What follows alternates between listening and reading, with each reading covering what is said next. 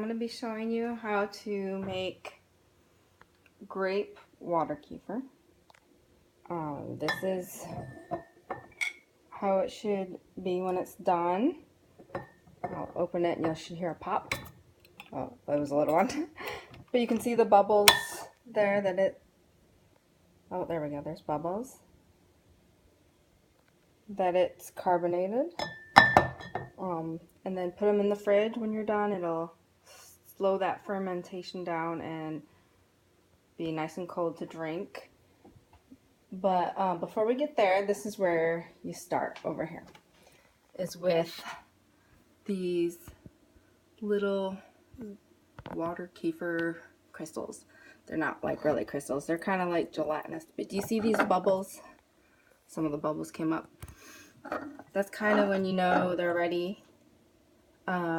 There was a lot more bubbles earlier this morning. And it is sitting in the sugar water. That's what feeds it. But don't worry, you're not going to be drinking actual sugar water. It turns it into lactic acid.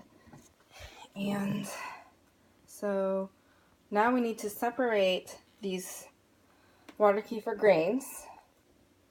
They will never touch the juice. You will strain them and then feed them again with more sugar water, and I'll show you how to do that. So let's see if I can set this up here so you can see what I'm doing. Alright, so I'm just opening this here,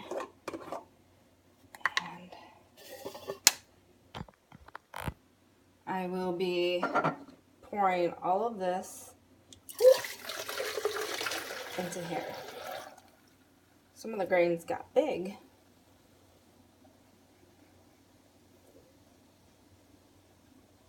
Do you see the bubbles? That means it already has some carbonation in that first ferment. I hope I didn't over ferment it. So you want to get all that first ferment that water down in there. And then I'm going to set these aside in a bowl. Just like that for now. They can chill. And then this, you just mix it halfway with some grape juice and put it in these bottles. So I just kind of eyeball it, but since obviously this is not big enough for more juice for half of this amount because I used a bigger jar than a quart, I just kind of use a, what is this? Funnel. And I'll pour half of this in here.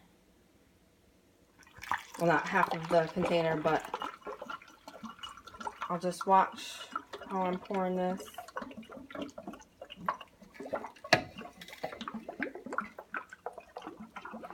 And then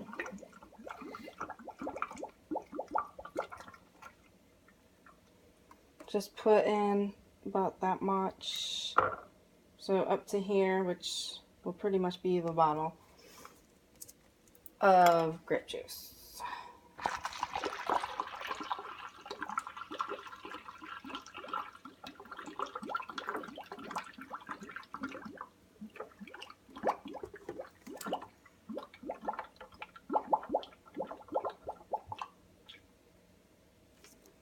Just a little more.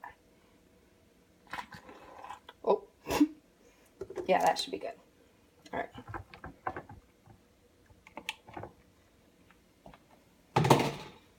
And then I just cap it.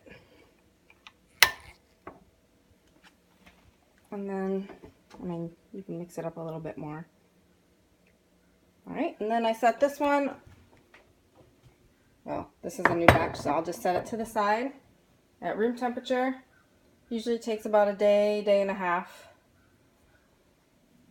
And then, so for the rest of this, I'll just See, this is, you know, about up to there or so of grape juice. And this should fill about 2 more bottles. Alright. And the rest of the grape juice, I just put in the fridge and save it for my next batch. Stir this up. I don't even use a funnel for this because I have a nice little spout here.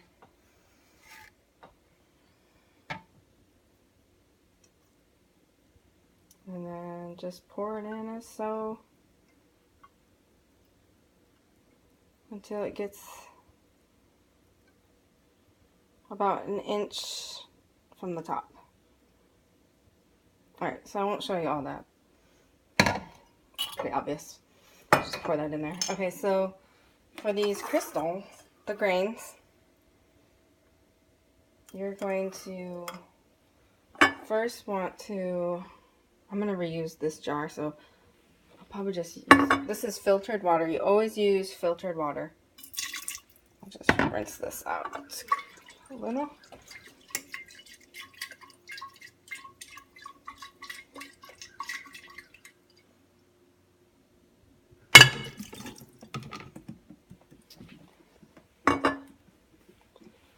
So I'm going to use, it's always 1/4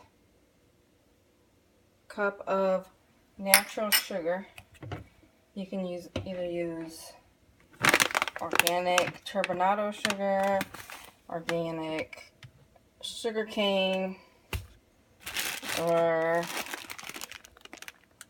my favorite, succonaut, if you want to say it that way. I don't know. But this is really natural and it has a lot of minerals in it. And so I rotate them. I'll use like this and then this. You get more of a mild flavor with the white, but so I just alternate it. So let me set this down. I'll be measuring, I used succonaut last time, so I'll use this one. Since this is, excuse me, 1.5 quarts, see, this is a regular quart bottle. So normally, if you want to do a quart, 1/4 cup of sugar to a quart.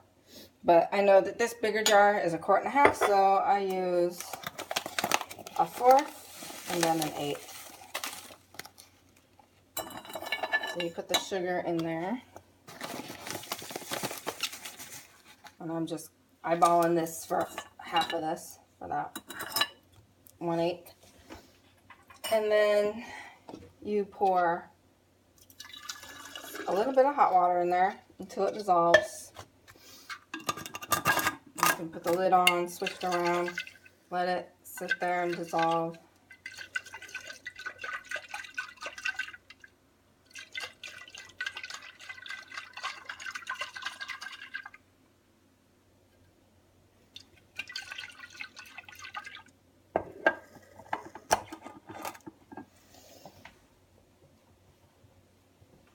And then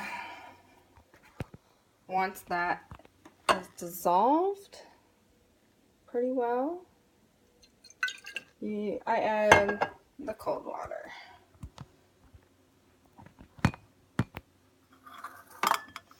So this is just cold filtered water.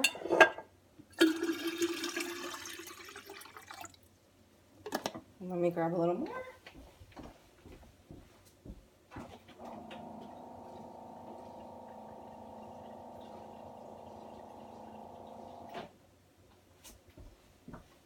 And this is really cold. This is from a cooler that we have.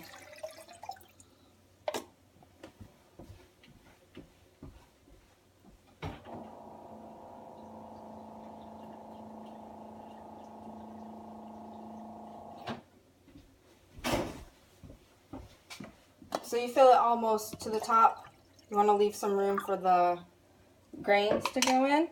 So I know that this is a good temperature because it was really, really hot water, but I added really cold water, and it should be good to go. You never want to put the grains in hot water. It'll kill them. You want it like around room temperature. So now you just take the grains and put them in here to restart the process again. So this is probably enough grains to like give some to somebody else, but I'll just keep feeding them for now until I find somebody who wants some. But you'll notice that they grow, they'll double after a couple weeks. And you can share them or blend them up in a smoothie or eat them just the grains just plain. And I just rinse this out and reuse this each time.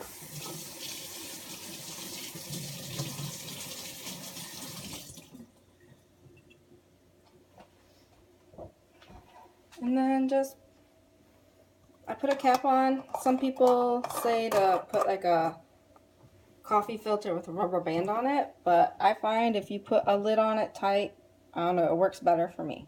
So then I just set this aside for usually about 2 days or so. Oh, I always add a few drops, a little squirt of trace minerals. That really keeps the crystals healthy. So let me add those in. I always do it towards the end because I never know if like the hot water will affect the minerals. Probably not, but just to be safe.